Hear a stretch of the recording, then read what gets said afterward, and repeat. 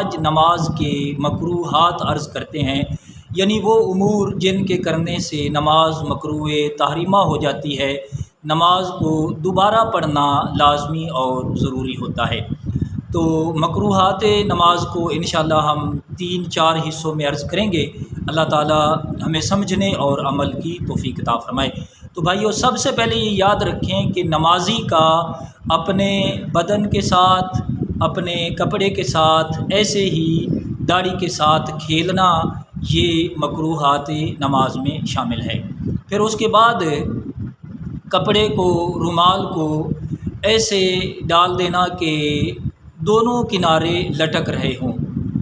مثلا ایک کنارہ آگے پیٹ کی طرف لٹک رہا ہو، دوسرا کمر کی طرف، تو یہ کپڑا لٹکانا جو ہے نماز کی حالت میں ایسے، یعنی آگے پیچھے، تو یہ مکروہات نماز میں شامل ہے۔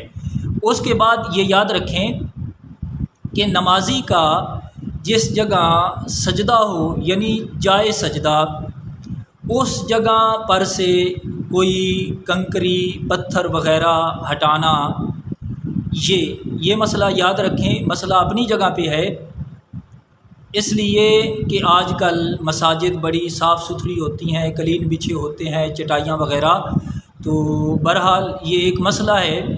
اگر کوئی ایسی صورت پیدا ہو جائے تو اگر بغیر کنکری پتھر ہٹائے بغیر اگر سنت کے مطابق سجدہ نہ ہوتا ہو تو پھر اس کو ہٹانا واجب ہے، ورنہ بچنا بہتر ہے۔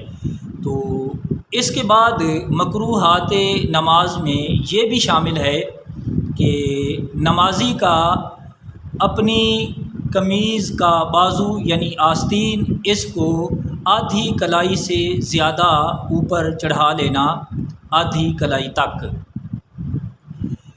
یہ عمل وہ نماز کے اندر کرے یا اس نے نماز سے پہلے اپنی قمیض کی یہ آستین جو ہے بازو کے اوپر چڑھائی ہوئی ہو، تو ان دونوں صورتوں میں اس کا یہ عمل مکروہ تحریمی ہوگا۔